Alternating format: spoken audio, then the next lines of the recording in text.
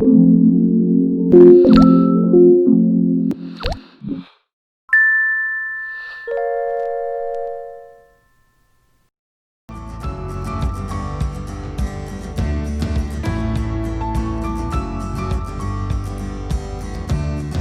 han pedido hacer la introducción a este hermoso y pertinente conversatorio en el cual quisiéramos pues plantear un poco las diversas problemáticas y los diversos desafíos que tienen los educadores en formación actuales con respecto a la crisis que estamos viviendo en estos momentos.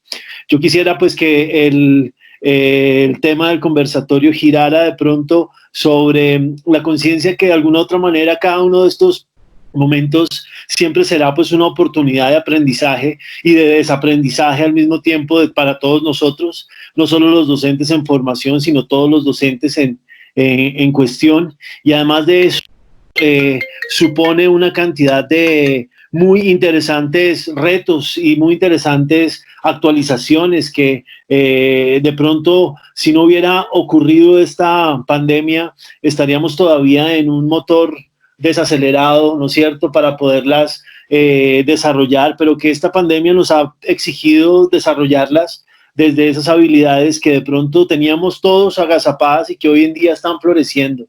Así que entonces quisiera, pues claro, encontrar las relaciones que hay sobre esos desafíos en la crisis, pero también mirar qué posibilidades tenemos de convertir esa crisis en oportunidades de desarrollo, en oportunidades de profundización, de detalle, de especificidad en los procesos de enseñanza y aprendizaje, y sobre todo de cómo cada una de estas emergencias de pronto lo que nos está dando la oportunidad es de empezar nuevas didácticas y de pronto transformar la educación como debiéramos haberlo hecho desde hace un poco más de 10 años, que las TICs empezaron a sonar en nuestro acompasar diario con los estudiantes.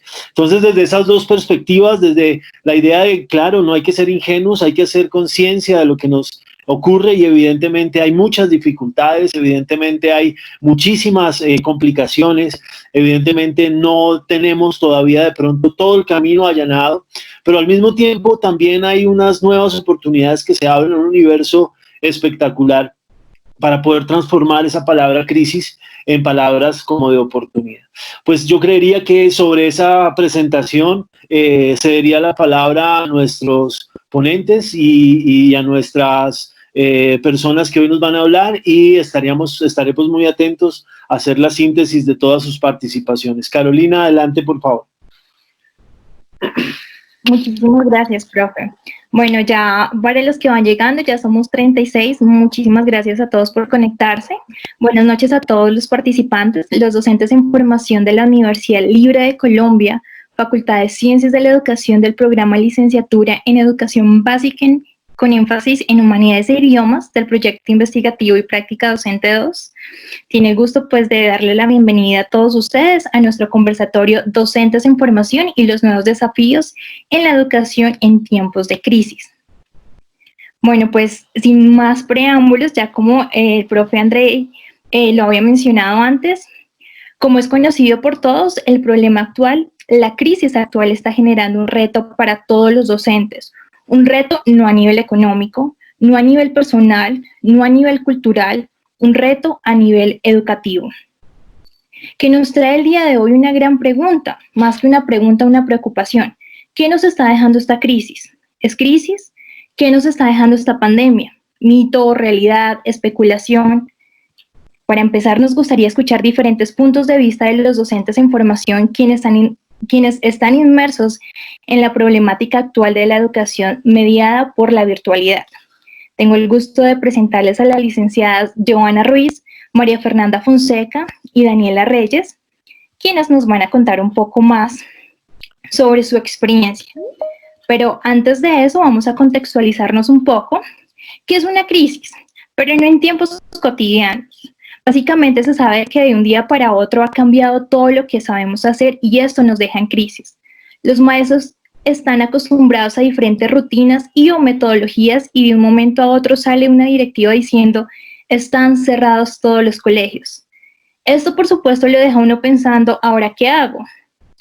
Otro elemento que configura una crisis es constatar que todo lo que sabíamos de repente no sirve de nada cuando se nos cambian las reglas de juego, pues cada uno de los docentes ha tenido que reinventarse, extraer de otra parte conocimientos y estrategias que permita ponerse en contacto con los estudiantes y que de una u otra manera tampoco es posible saber si tienen las herramientas necesarias para escuchar o recibir mensajes. Y además de esto se suma el miedo y la incertidumbre. Basado en lo anterior, el reto es una invitación a actuar en medio de la crisis, ¿verdad? Entonces, bueno, no sé, empecemos con la licenciada Joana. Joana, los docentes de formación se ven afectados directamente por la crisis de aislamiento preventivo en Colombia, pero ¿cuál es el reto? ¿La flexibilización o la virtualización? ¿Qué piensas? Gracias, Carolina. Bueno, buenas noches a todos. Muchas gracias por acompañarnos. ¿Me escuchan bien? Perfectamente. Perfecto, gracias. Bueno, en primera medida tenemos que determinar que ambos son retos muy grandes, muy importantes, pero afortunadamente no son completamente nuevos para nosotros.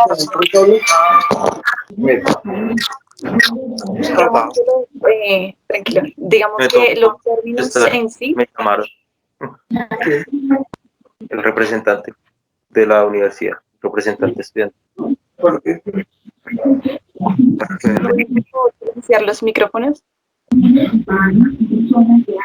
Bueno, entonces continuando, estos dos términos, tanto la flexibilización como la virtualización, en algún momento nosotros hemos tenido relación con ellos.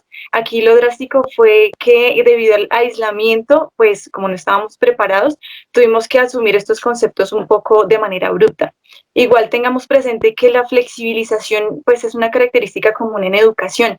Nosotros hablamos específicamente de que cuando nosotros somos flexibles con nuestros estudiantes, quiere decir que llegamos a ciertos acuerdos, pero en este caso tuvimos que vernos enfrentados no solamente a los estudiantes, sino a los padres de familia. ¿Por qué hablo yo aquí de padres de familia? Pues porque para nosotros fue un gran reto de flexibilización. Ellos jugaron un papel importante y jugarán un papel importante en temas de flexibilidad. Nos va a tocar directamente. En este caso, permitir intervenciones de los padres de familia y el acompañamiento de ellos fue algo que pues directamente nos tocó. Y ya en términos académicos, por parte como tal, pues lo que ocurrió fue que tuvimos que cambiar todo de un momento a otro, todo lo físico a lo digital. Y es allí en donde vemos pues la virtualización, esa es como la opción de la flexibilización con temas de la virtualización. La virtualización aquí vendría siendo como,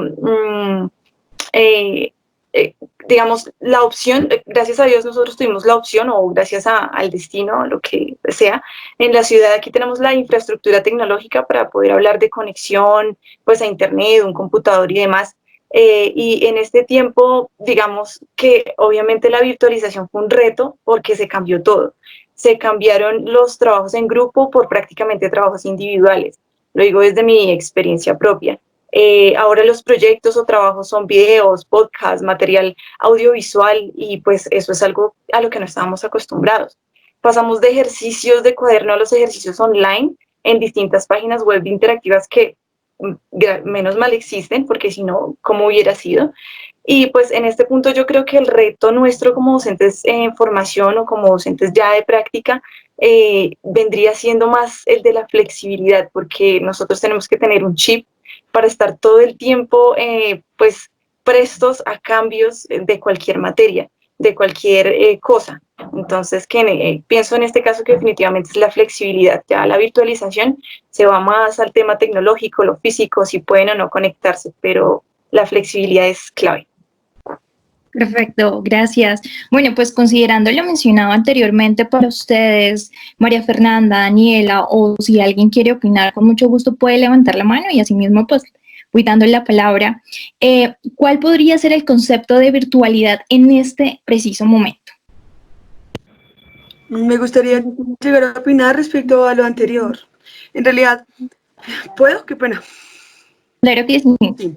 Bueno, si vamos a hablar en un sentido de flexibilidad, vamos a hablar de flexibilidad en cuanto al término de cómo una institución educativa le brinda varias posibilidades a todas las personas o participantes de la comunidad educativa para llegar a tener una relación con ese conocimiento, ¿verdad?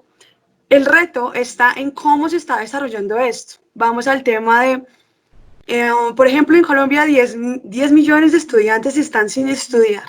Entonces, ¿cómo podríamos llegar a hablar de una flexibilidad y poder dar una educación de calidad si muchos de los estudiantes no tienen acceso a esto? Estamos hablando de un problema tanto económico como del sector privado y del sector público, porque todos hacemos parte de estos. Si nos ponemos a dar cuenta, en realidad, hoy en día, en estos momentos, en este tiempo de crisis, decir que todos los estudiantes tienen el mismo derecho a la educación es decir una falacia, porque ahorita la educación está en jaque. Ahorita la educación está simplemente reaccionando a estímulos que son totalmente extraños para la sociedad. Entonces, como docentes, es muy difícil llegar a tener una interacción con todos los estudiantes como debe ser, porque las instituciones lo que están haciendo, y lo hemos evidenciado, es que están intentando traducir como la educación presencial a lo virtual, y eso nunca se va a lograr, nunca. Nunca podemos llegar a cambiar todas las experiencias físicas que podemos llegar a tener dentro del aula con compartir y transmitir información a través de una cámara o de un micrófono. ¿Qué es lo que está sucediendo? Entonces, no podemos seguir copiando el modelo tradicional. Tenemos que buscar la forma de dar educación de calidad a través de dinámicas, teniendo en cuenta nuestro contexto. ¿Por qué? Porque dentro de este contexto ya estamos evidenciando la importancia de las familias, la importancia del acompañamiento de los padres, la importancia de cómo seleccionar todos los saberes y así hacer una clasificación de lo que en realidad los estudiantes deben estar aprendiendo y de lo que no. Porque ya basta la teoría, basta llegar a reconocer que vamos a usar la misma tradicionalidad, aunque estamos siempre intentando decir que la tradición se ha quebrado, es mentira y lo hemos evidenciado. Nosotros no estábamos preparados para esto, ningún país ha estado preparado para esto, ni siquiera Estados Unidos estuvo preparado para esto, porque ni siquiera Estados Unidos le pudo dar una educación generalizada a todos sus estudiantes de manera virtual. Entonces, ¿cuál es el reto? Ese es el reto, dar educación de calidad, seleccionando todos aquellos contenidos que son pertinentes o no para los estudiantes, teniendo en cuenta el contexto y las pequeñas particularidades de cada país, de cada estudiante, para así poder llevar el conocimiento necesario para que ellos se sigan desarrollando y desarrollemos buenos ciudadanos, que es a lo que nos lleva la educación. Perfecto, muchísimas gracias. Bien lo has dicho. María Fernanda, tú levantaste la mano, por favor, compártenos tu punto de vista. Vale, yo quería opinar acerca de la pregunta que hiciste de cuál es el concepto de virtualidad en estos momentos. Pues yo creo que cada uno de nosotros hemos tenido acercamiento al concepto de virtualidad, que es básicamente son las experiencias mediadas por los medios tecnológicos o tecnologías de la información. En medio, pues, a grandes rasgos, todo lo que estamos viviendo, viene entonces la virtualidad a ser una oportunidad para no arriesgar la salud tanto del profesorado como la de los estudiantes. Entonces aquí la virtualidad viene a tomar un papel protagónico. El problema es, ¿acaso todos tenemos acceso a la virtualidad? ¿Todos los estudiantes? El país cuenta con una infraestructura que abarca o puede abarcar a toda la población, sobre todo la población rural. Como decía también el profe Andrés al principio, la virtualidad se tiene que tener muy en cuenta ahorita en el ámbito educativo, y porque debemos hacer contemporánea la educación. Se había ignorado muchas veces como la importancia de la tecnología, de las tecnologías de la comunicación en la educación. Entonces yo creo que esta es una oportunidad para repensar la educación, repensar las metodologías pedagógicas y los hábitos del profesorado, ¿cierto? Pero bueno, esto lo ampliaremos más adelante, pero básicamente es eso, la virtualidad en los términos o dentro de la contingencia que estamos viviendo, pues es eso, son las experiencias mediadas por las tecnologías de la información. Gracias. Dale, gracias a ti. Daniela, cuéntanos qué quieres aportar. Bueno, para el tema de la virtualidad, ¿cuál es la virtualidad actualmente? Eso también depende del punto de vista de quién lo quiera llegar a definir. Si vamos a hablar dentro de lo que hemos evidenciado, una definición dada por los padres es una carga enorme de trabajo para los estudiantes, ¿verdad? Si lo definimos para nosotros como docentes, es un reto, es una oportunidad de mejora constante y, por supuesto, un desafío día a día, ¿sí?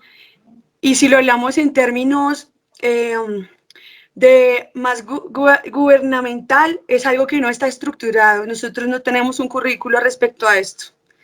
Estamos quedados curricularmente respecto a la virtualidad. Estamos tratando de desarrollar todo esto. Y para poderlo desarrollar, es necesario tener puntos de vista en cuanto a expertos, los que podríamos llegar a consultar, todos aquellos que son consultores de educación a nivel internacional, que por supuesto nos pueden dar su punto de vista.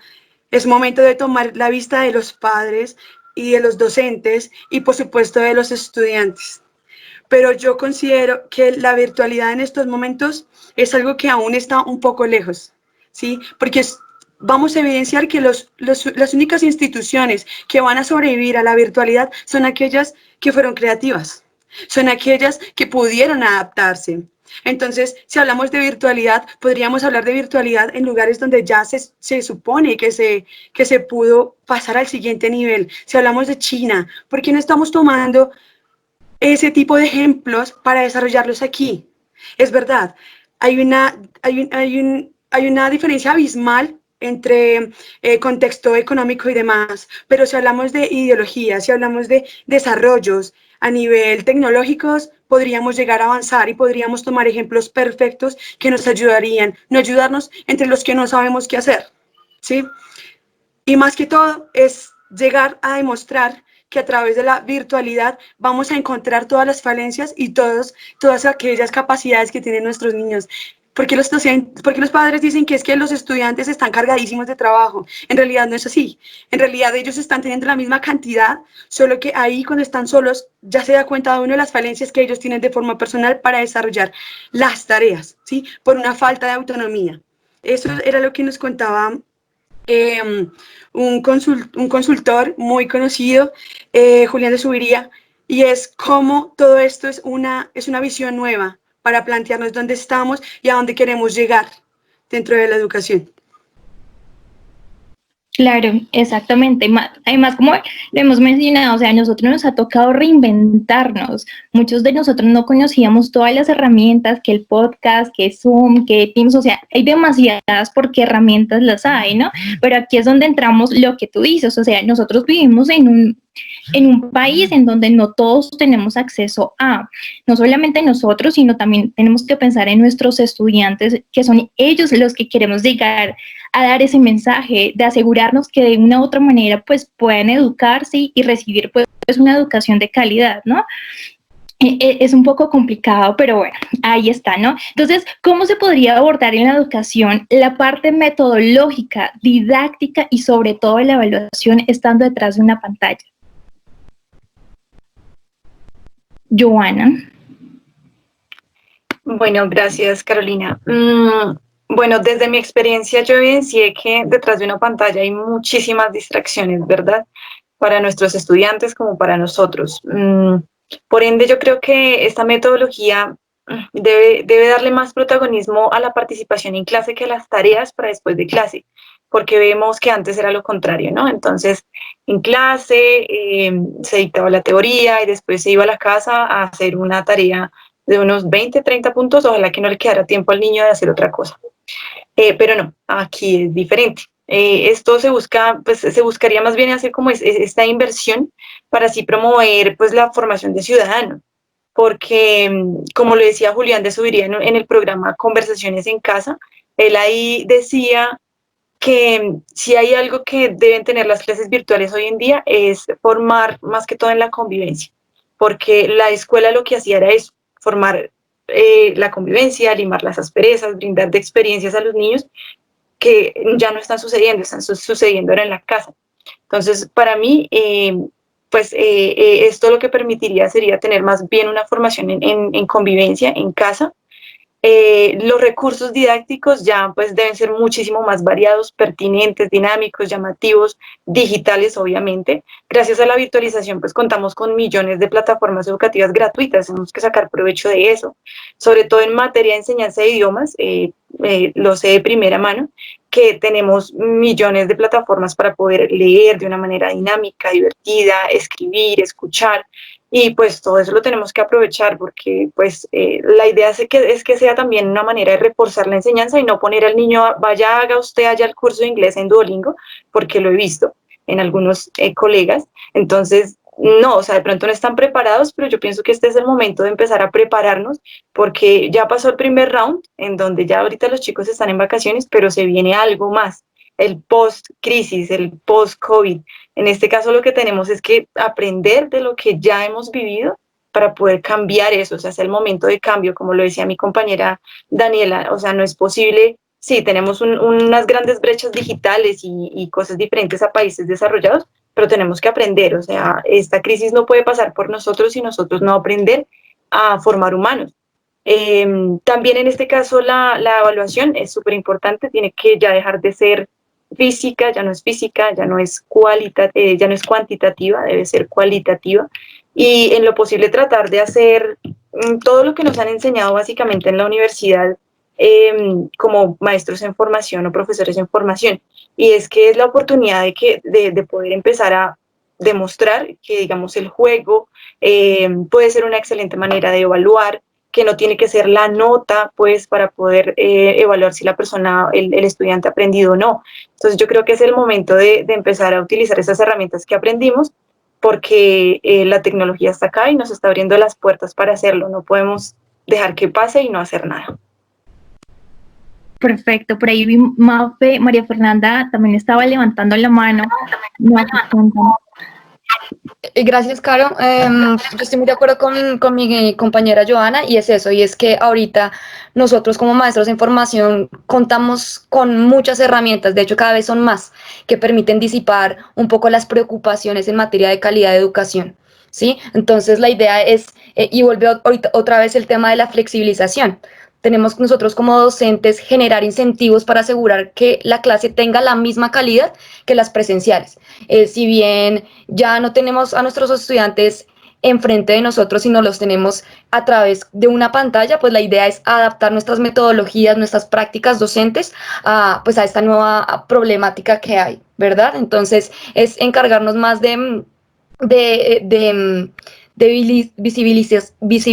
visibilizar la tecnología y cómo esta puede ser provechosa para el aprendizaje de nuestros estudiantes. No sé, aprovechar los materiales que hay en casa, aprovechar el acompañamiento de los padres. Esa es como, yo creo que una de las ventajas de la virtualidad, ¿cierto? Y que hay bastantes herramientas tecnológicas en términos de aplicativos que nos puede servir a nosotros como docentes en formación para seguir transmitiendo y acompañando a nuestros estudiantes. Eso en materias de metodología y didáctica.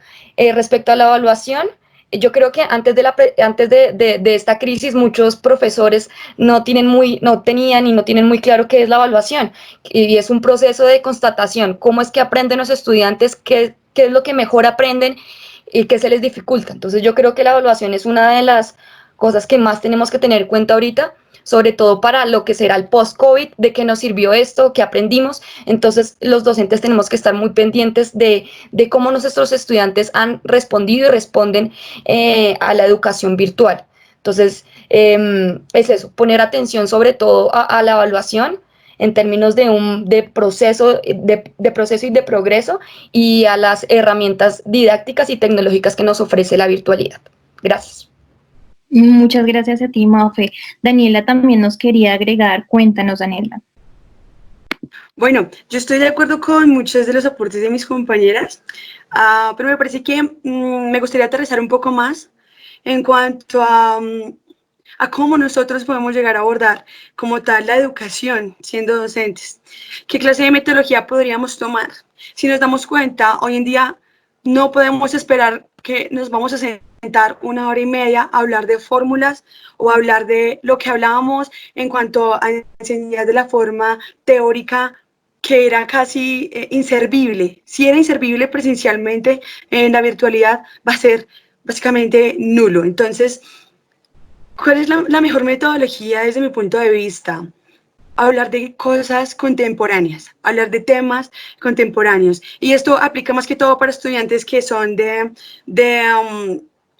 educación básica, tal vez no para los de educación primaria, como el llamado preescolar, pues porque es muy diferente, ¿sí?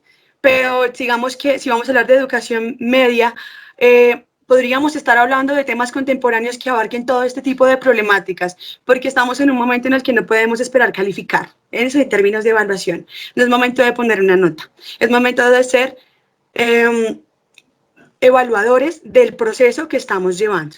Y para eso vamos a tener una evaluación que no puede ser cuantitativa, que debe ser netamente cualitativa. Y es aquí donde vamos a entrar a generar un interés en cómo cada uno está llevando su proceso, en cómo cada estudiante está tratando de ser autónomo en adquirir la mayor cantidad de conocimiento y mantenerlo en práctica para que así sea significativo, que aquí, esto es lo que nos trae a todos a ser docentes, enseñarle a alguien a usar lo que estamos enseñando en su día a día y que lo vea. ¿Me hago entender? Entonces, si vamos a hablar de cómo la virtualidad puede llegar a ser mejor que la presencialidad, eso nunca va a pasar.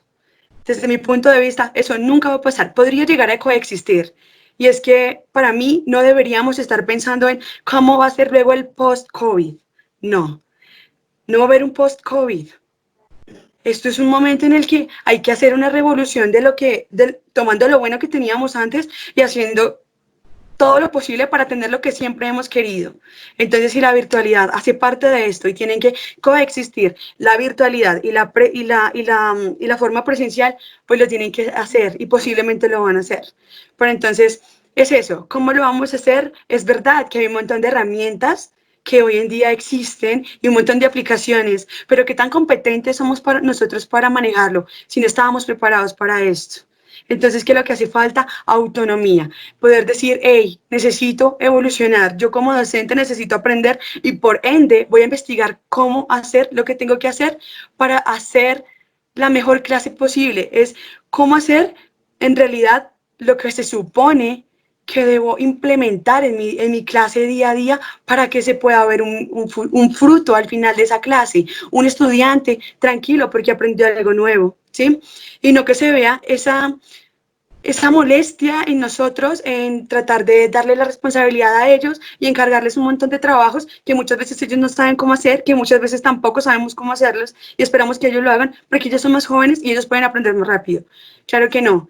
Tenemos que ponernos en ese lugar, en la empatía, y no es un proceso que solamente se va a vivir de allá para acá, porque es duro de ambos bandos. Va a ser durísimo y es una tarea muy larga, y va a ser muy larga en el siguiente semestre que viene.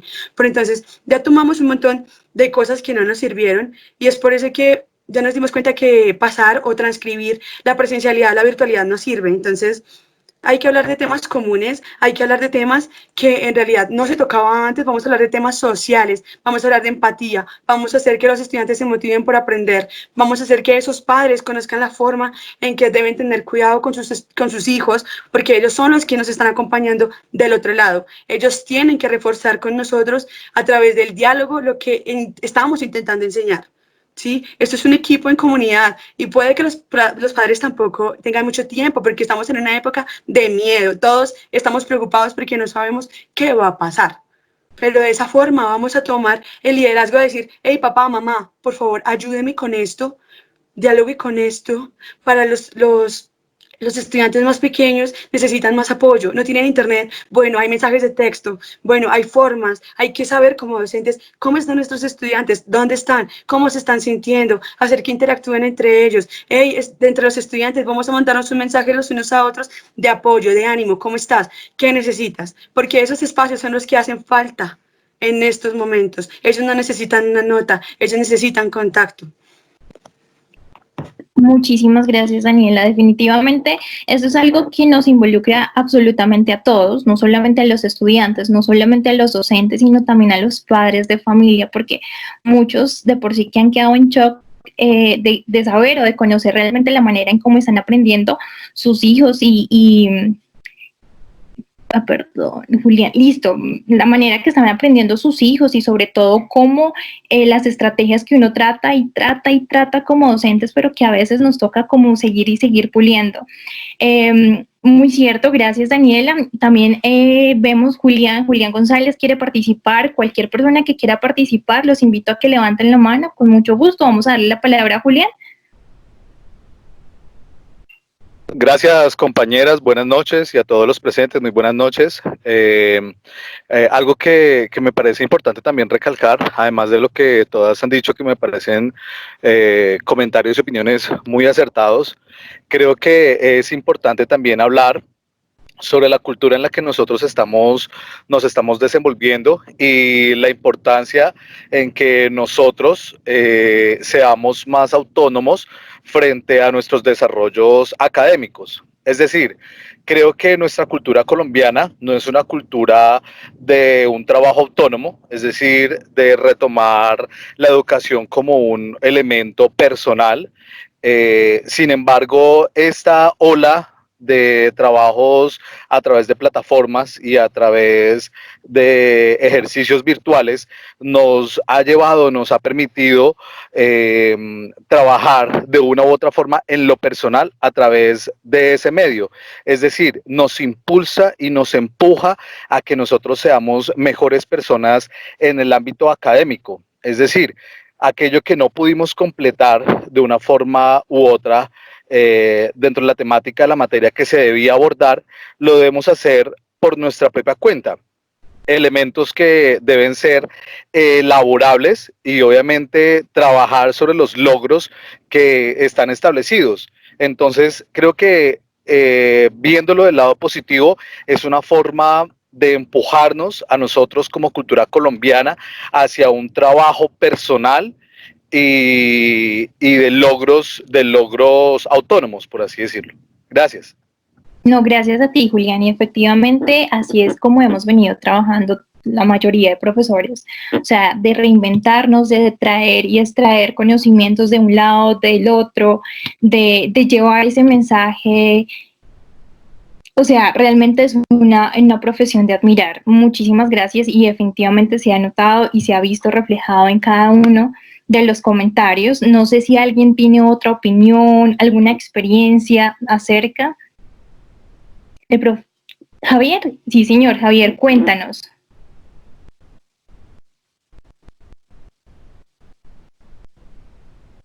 Javier, no te escuchamos. Buenas noches. Buenas noches, gracias. Quería comentar sobre lo que decías sobre la valoración, de cómo podemos evaluar a los chicos en estos momentos de dificultad. Y pues se me viene a la memoria, recuerdo cuando estábamos haciendo la materia de informática, que vamos aprendiendo sobre algunas herramientas, que habían unos trabajos que ya están hechos por otros pares, que se llaman WebQuest, en los que los chicos de forma autónoma van desarrollando habilidades, pues digamos que dentro de sus gustos o lo que le vaya comentando el profesor que tiene que hacer. La forma de evaluar estos trabajos era por medio de rúbricas, es decir, si hacías solamente el trabajo justo, pues se valoraba con la media, digamos. Si el chico tiene más interés y trabaja más, digamos que eso es el plus que él mismo se da en su evaluación, ¿sí?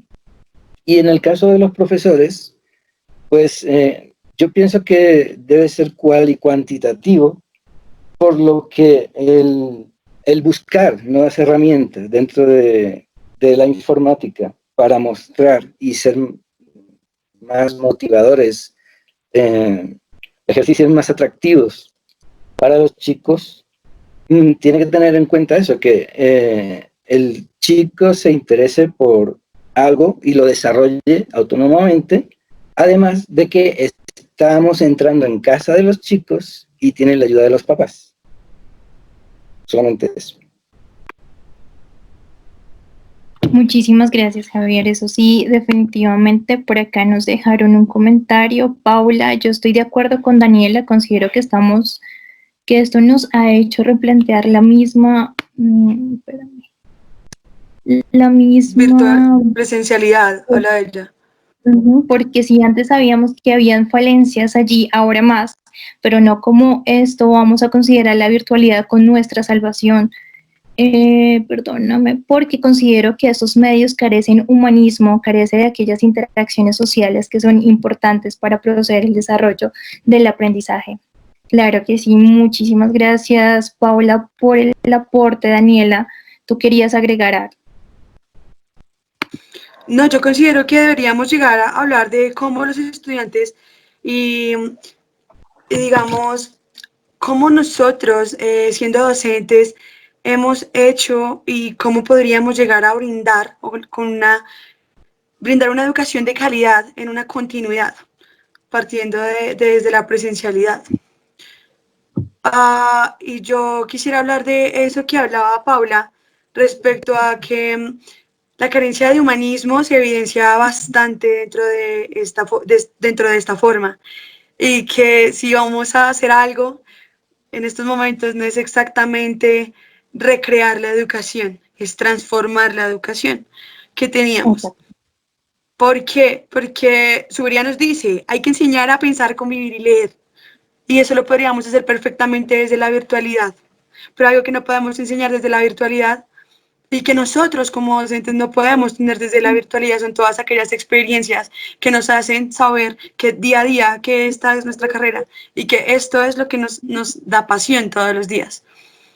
Entonces, nada, yo los invito a que por favor dejemos a los docentes que están acá en estos momentos, que están como tal laburando en esto, es que en realidad no califiquen, que por favor evalúen los procesos, que valoren el trabajo de los estudiantes, que aprecien esas ganas de aprender y esa autonomía, y que cada uno de nosotros debe tener más autonomía todos los días para ser mejores y ser un ejemplo y aportar en este cambio.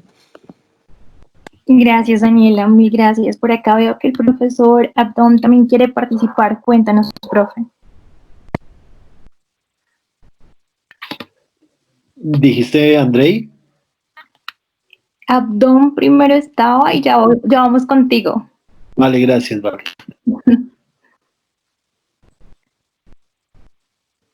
Pero como que ya no está.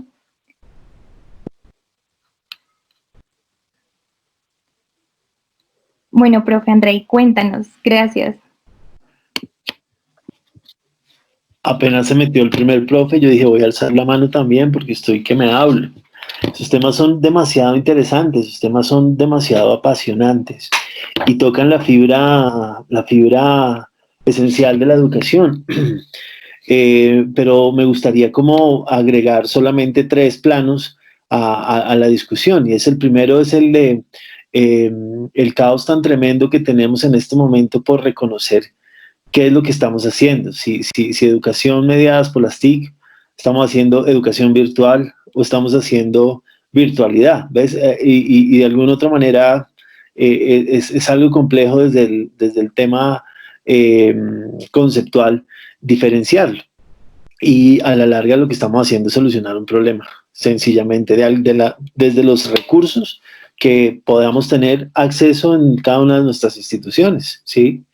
Esa es como el primer llamado, como hacer conciencia de que debemos un poco echar mano de los recursos teóricos con respecto a la educación virtual para poder estar en un terreno seguro. Y creo que nosotros como universidad estamos llamados a hacerlo, a dar esa claridad, ¿vale? Ese es el primer momento. El segundo momento que quisiera aportar al debate es el tema de la evaluación, que bien lo planteabas, y se decían varias cosas sobre ella. Pero quiero girar en torno a una metáfora, y es la metáfora de la desnudez. La virtualidad nos desnudó a todos. Desnudó al estudiante que no sabe, ¿sí?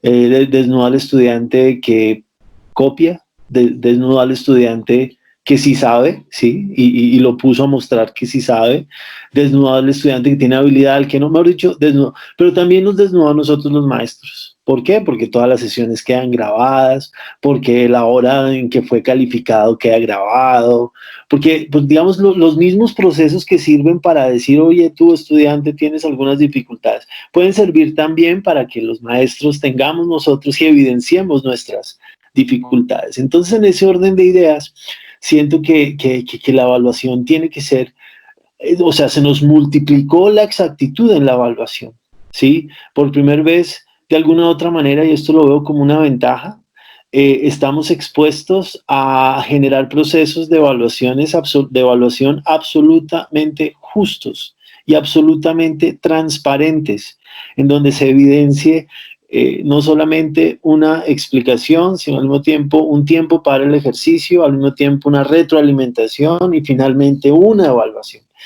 A la luz, ojalá, de una rúbrica, sería como lo más, ¿cómo se llama? Lógico. Entonces, en ese orden de ideas, siento que en ese proceso todavía varios nos estamos adaptando y no lo tenemos todavía claro porque todas nuestras prácticas y todos nuestros instrumentos no estaban tan perfeccionados y la virtualidad nos obliga a hacerlo.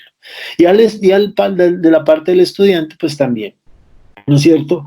Le exige esa exactitud. Y por último, para cerrar, el tercer puntico de aporte al debate es el tema de la humanidad, ¿sí? Un poco por lo que escribía la estudiante ahorita sobre que nos hace inhumanos. Bueno, yo siento que de alguna u otra manera eso puede ser relativo.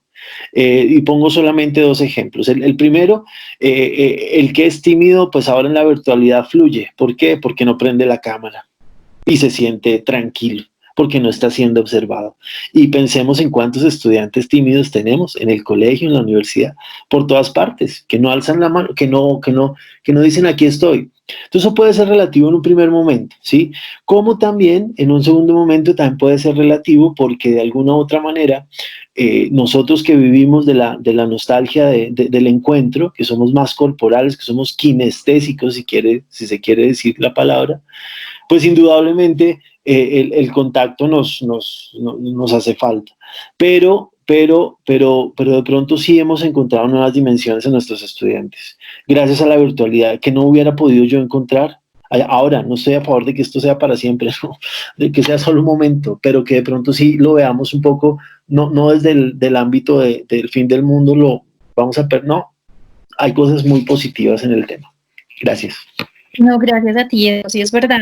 A todos nos ha desnudado de una u otra manera y pues nos ha tocado tomar riesgos, pero es muy bonito en medio de toda la crisis porque realmente estamos ahí como, uy, tengo que intentar algo nuevo, voy a aprender algo nuevo, uno se reta a uno mismo y que verdad que uno la saca adelante, ¿no? Sebastián, Ricardo, cuéntanos cómo nos quieres aportar. Hola, buenas noches. Pues yo quería plantear primero pues dos aportes. Uno pues de pronto retomando la primera temática de la flexibilidad, recordando tal vez que no es solo necesaria una flexibilidad por parte de los docentes y de los estudiantes y de los padres, sino incluso también desde la parte gubernamental. Necesitamos crear unas políticas de flexibilidad que permitan hacer que todos los estudiantes tengan las herramientas necesarias. Necesitamos políticas de flexibilidad en cuanto al Internet. Por lo menos los primeros estratos, 1, 2 y 3, deberían tener Internet gratuito ahorita en este momento de crisis para poder garantizar esa educación de los niños. Lo mismo con el refrigerio escolar y con muchas otras facetas de la educación en la que necesitamos flexibilidad, no solo por parte de los agentes que actúan activamente, sino de otros agentes externos, que yo sé que de pronto son cosas que no están en manos de los profesores, sino que hay unos conflictos de intereses mucho más allá, pero que no se pueden dejar de lado porque son absolutamente necesarias.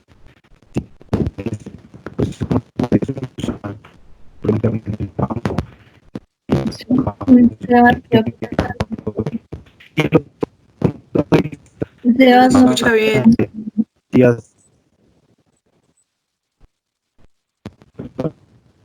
Intenta nuevamente porque no te escuchamos la última parte, por favor. Perdón.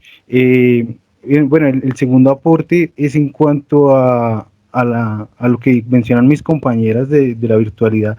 Yo quisiera hacer un énfasis en que sí, la virtualidad es una oportunidad para rediseñar la educación, como lo estamos planteando, pero hay que ver que la educación, pues como yo lo veo, tiene como tres grandes facetas que podría ser la primera infancia, la escuela secundaria y la educación superior, que tienen retos diferentes, tienen características diferentes y son agentes diferentes.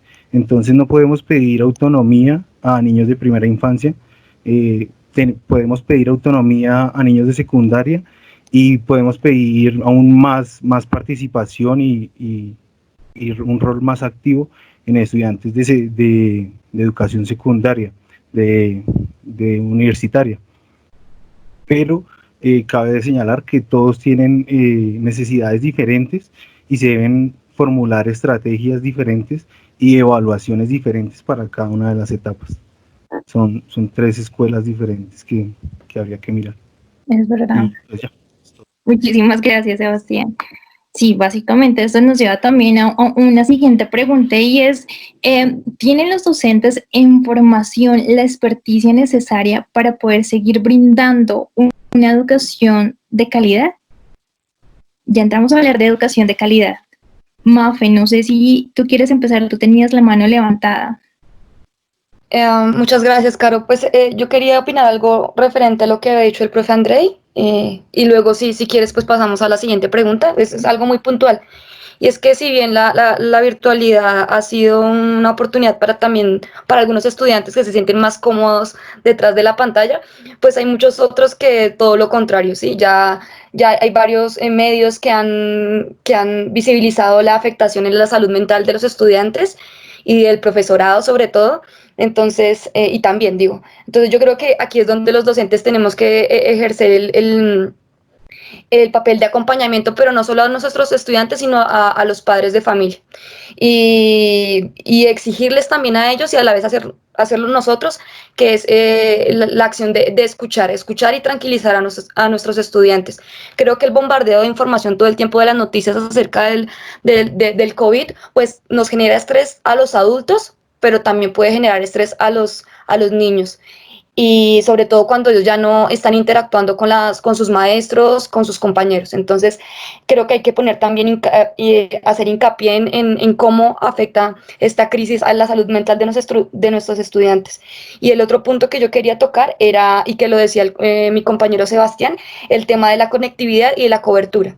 Sí, aquí también nos dimos cuenta, como decía el profesor Andrés, que esta crisis pues nos ha puesto en evidencia a muchos y pues también ha puesto en evidencia al gobierno y asimismo la importancia del Internet.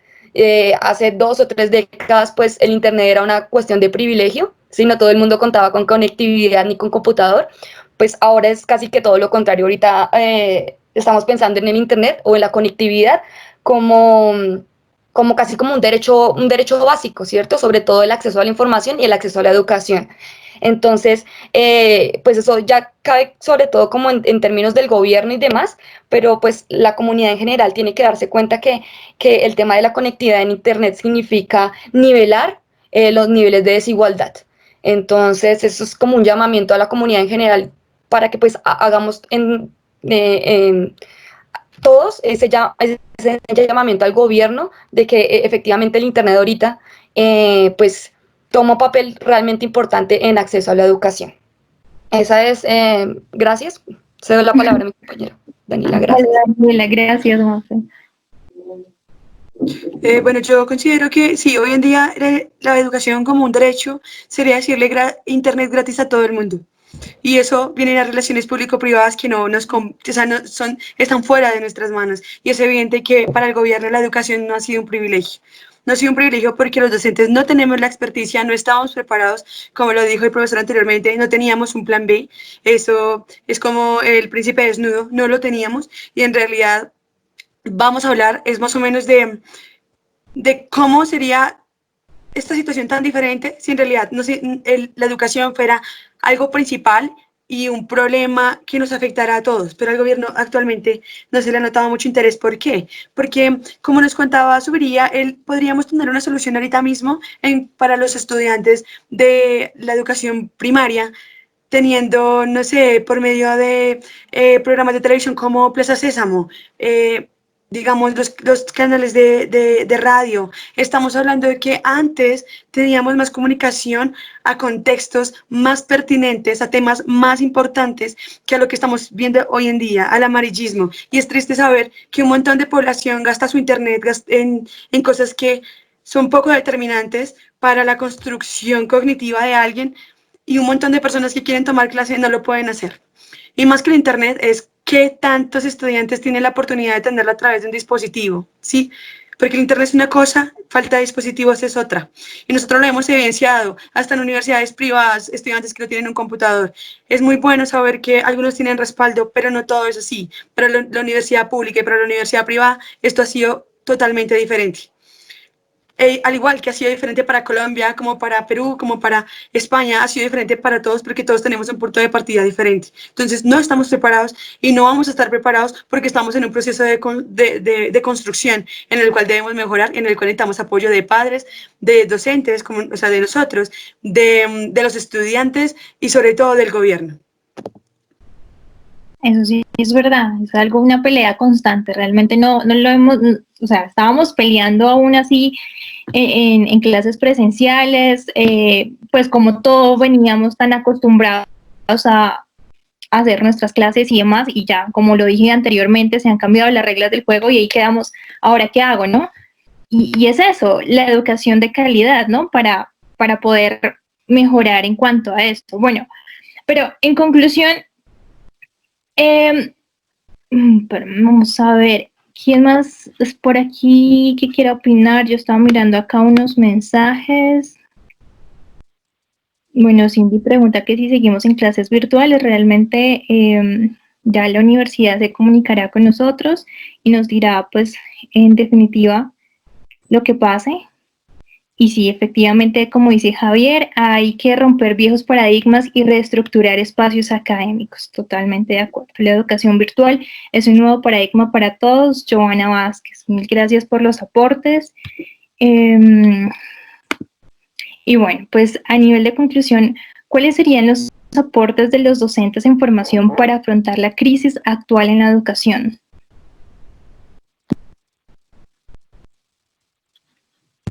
Bueno, en este caso yo considero que los aportes que haría el docente en formación sería indispensable organizarse mucho, tener en cuenta que la flexibilidad no es que se le consuma el tiempo personal, porque ha pasado o pasó, esperemos que eso ya no vuelva a pasar en el segundo semestre de este año.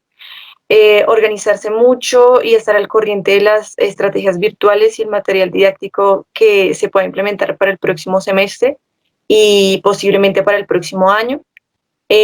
Ahora sí tenemos la posibilidad de tener un plan B y C, si es posible. Y digamos que en este caso, como decía mi compañera Daniela, no olvidar que estamos tratando con personas. A veces a uno se le olvida, tal vez porque muchas veces no tienen cámara o no los vemos o no escuchamos su voz, que son personas. Por propia experiencia, nosotros tuvimos una clase en la que la profesora en los primeros minutos de la clase se preocupaba por saber cómo estaba uno. Y eso es algo que debemos hacer también con nuestros estudiantes, no llegar y entrar de una vez a dictar la materia sin ni siquiera tener un contacto inicial, que eso es lo que básicamente se hace cuando no está en un aula de clase. Y digamos que en cierta manera estar un poco más abiertos al cambio, porque si bien es cierto, como decía mi compañera Daniela, no es que sea un hecho, pero para allá vamos. Entonces debemos estar muy atentos a lo que se venga y pues siempre, como les decía anteriormente, con el chip de la flexibilidad encendido, porque esto es inminente. Exactamente, gracias, Joana. María Fernanda. Bueno, pues algo que nos ha tocado hoy es que los docentes en formación, pues en su mayoría, somos cuasi nativos virtuales, ¿no? Tenemos un manejo más, se nos facilita un poco más el manejo de las tecnologías a algunos, ¿no? No a todos. Entonces esto sería como una especie de ventaja, yo diría, o un aporte, algo que podríamos utilizar a nuestro favor. Y es que algunos tenemos conocimiento de diferentes aplicativos virtuales. Entonces, sumar todo lo que hemos dicho, que es el tema de acordarnos que estamos tratando con humanos, con niños, con estudiantes, el tema del acompañamiento, el tema de la evaluación como proceso. Sí, y pues esto también, de que tenemos una ventaja en términos tecnológicos, en términos del manejo de la tecnología, pues sería poner esto en práctica junto a todas las reflexiones que hemos hecho. Y tener sobre todo en cuenta que esto es para lo que nadie estaba preparado, entonces no castigarnos por si algo no funciona como esperábamos, sino aprender y tener en cuenta esos aprendizajes que estamos teniendo para hacer luego reflexiones y sobre todo para evaluar o hacer un diagnóstico de cómo esta crisis afecta o afectó en tiempos futuros a nuestros estudiantes y saber que tenemos que ser todavía más empáticos a la hora de llegar de nuevo a las clases presenciales con nuestros chicos y con nuestros compañeros docentes. Gracias. No, gracias a ti. Totalmente de acuerdo, Daniela, cuéntanos. Bueno, en el mito de nativos digitales no estoy muy de acuerdo, pero comparto mucho que en varios casos sí es real, sí hay un contacto que genera como un desarrollo apropiado en cuanto a aplicaciones y manejo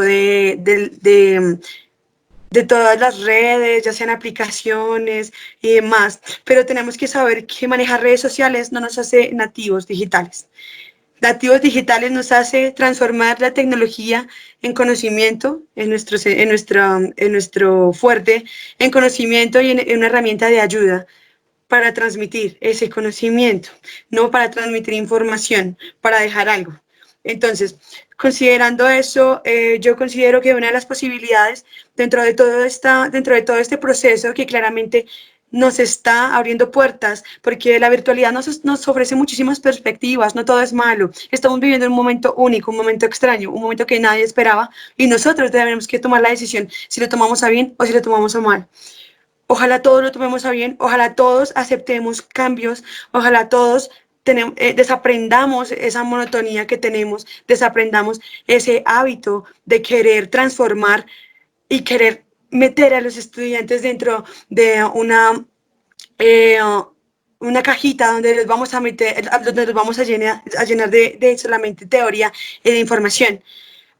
Considero que es el momento de aprender otro tipo de cosas, que no se veían siempre, algo más humano, algo más personal, donde la persona sienta un contacto. Después de comer y después de suplir las primeras necesidades, lo primero que uno necesita es alguien con quien compartir y no sentirse solo en el proceso.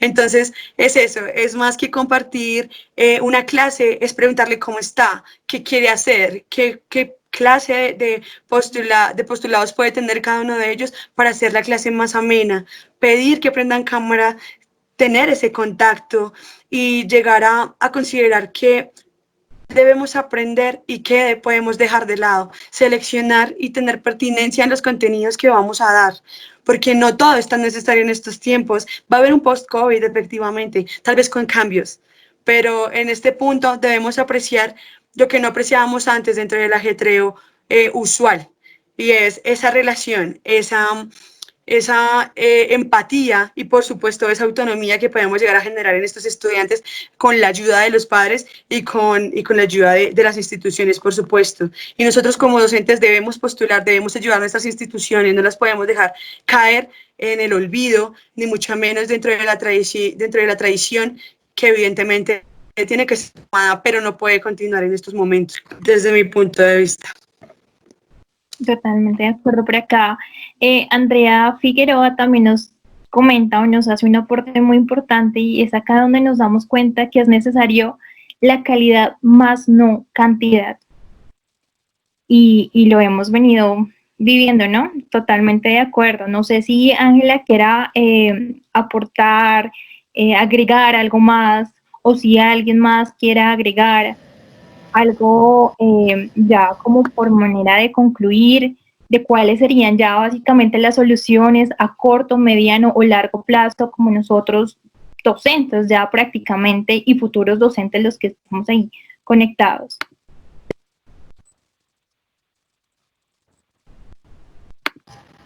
Bueno, hola, buenas noches a las personas que nos están acompañando hoy, a mis compañeras. Lo que comentaba sobre la calidad, no la cantidad, sino la calidad, me refería a que de pronto cuando comenzó la virtualidad se cayó en el error que porque se estaba en la casa, pues se iba a tener más tiempo para dedicarse al estudio, y nos hemos dado cuenta que pues a muchas nos pasó que fue al contrario, porque muchos de mis compañeros estaban trabajando en la casa, pues en mi caso tenía que dedicarme a otras cosas aquí en la casa, entonces fue muy complicado esas primeras semanas, hasta el punto pues que tuvimos que conversar con los profesores y hacerles caer en cuenta pues sobre este tema, y pues digamos que se dieron cuenta que sí, que eso era lo que estaba pasando y nos comprendieron. Entonces creo que es importante como docentes, con los estudiantes, darles, digamos, las herramientas y darles momentos específicos, ¿sí? Esa información específica. Como dije, no tanto es la cantidad, sino la calidad de información que se les va a dar a ellos, porque los niños no van a estar desde las 6 hasta mediodía solo frente a un computador. Ellos no lo van a hacer porque en la casa van a tener muchas distracciones. Entonces creo que es crear esas herramientas y esas maneras de hacer que a los estudiantes les llegue la información correcta, la información que es. Y en cuanto a...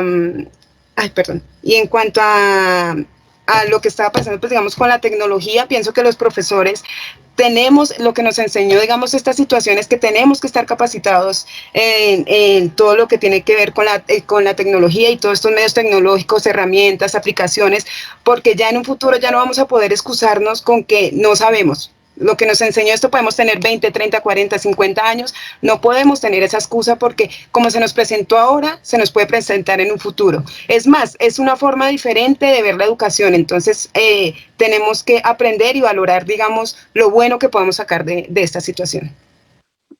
Totalmente de acuerdo, mil gracias, Ángela. Profe Andrei, cuéntanos. Un aporte chiquitico sobre lo que acaba de decir Ángela, y es ¿qué hacemos nosotros todavía dictando lineamientos curriculares?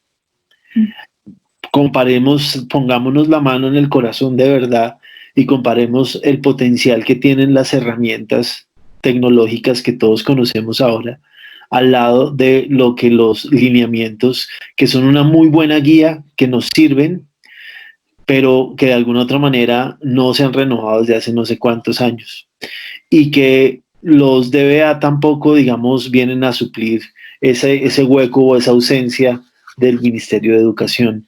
Quiero dar solo un ejemplito en literatura. ¿Qué hacemos nosotros todavía dictando historia de la literatura? Cuando el mundo de alguna otra manera ya es políglota en términos de epistemológicos, quiero decir. Yo no puedo dictar romanticismo si no me puedo ir a Grecia. Es así de sencillo, y así mismo a la posmodernidad. ¿Qué hacemos nosotros todavía sin, en serio, generar una revolución en el currículo? Ese es un comentario chiquito a lo que decía Ángela. Gracias, Carolina.